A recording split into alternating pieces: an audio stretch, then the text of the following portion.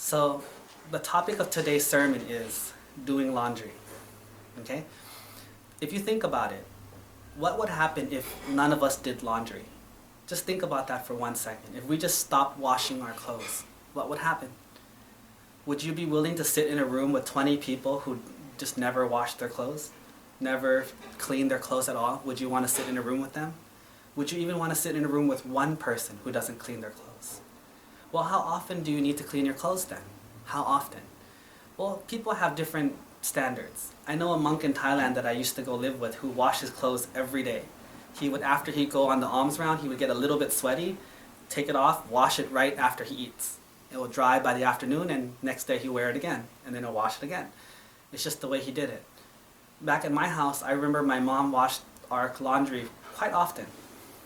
I remember when I was in college, I might have washed it maybe every 2 or 3 weeks, you do a big load. For each person it's different, right? But what the important thing is that we wash it. Now, in this case, we ask ourselves, but what about our minds? Anything that you don't clean, anything that you don't wash becomes an annoyance to other people, becomes frustrating for other people, stinky for other people. But our minds work in the same way. When you have anger, jealousy, hatred, just bad feelings in your mind, do we ever wash it? Do we ever take these things out and clean them? No, usually we just let it sit. Like when you hate somebody, what do you do when you see them next time? You hate them more. And then when you see them again, what do? You hate them even more. You see them again, what do? Oh, even more. The more you see them, the more you hate them, right? Or when you see someone that you're jealous of, what happens? Every time you see them, more jealousy, more jealousy, more jealousy. We never fix ourselves. We never clean ourselves. So, how should we clean ourselves then? How should we clean our minds? Think about back in the old days, back in the days of our grandparents. They didn't have washing machines back then. How did they clean their clothes? Well, they would take their dirty clothes and go down to the river, right? And they would use some sort of soap to clean the clothes off. They would put their clothes in the river, take the soap, and scrub it until it was clean. Then they would dry it. What can we compare this to if we wanted to clean our minds? Well, the first thing is, once our clothes are dirty, what will we compare that to? When we're angry, when we're upset, when we're stressed, can that be considered dirty clothes?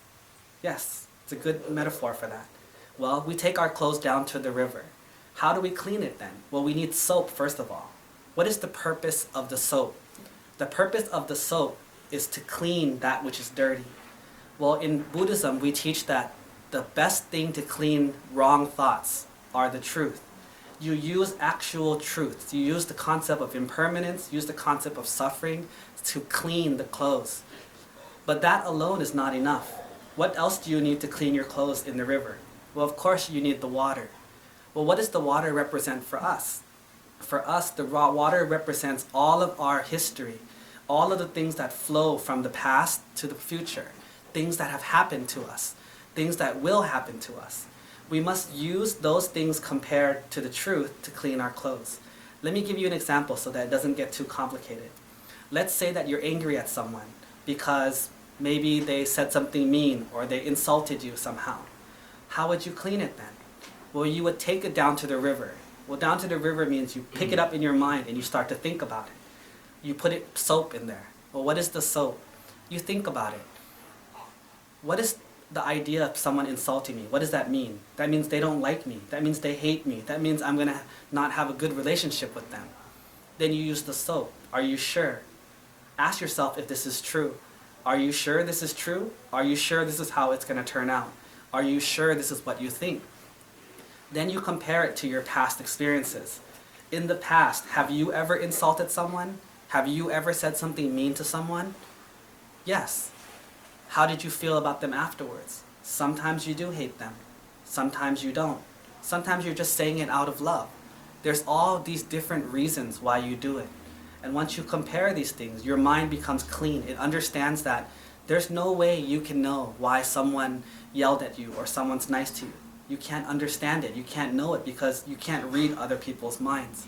Once you realize this, your mind no longer clings to the dirtiness, to the filthiness that's inside of that. And this is one of the ways in which we clean our minds.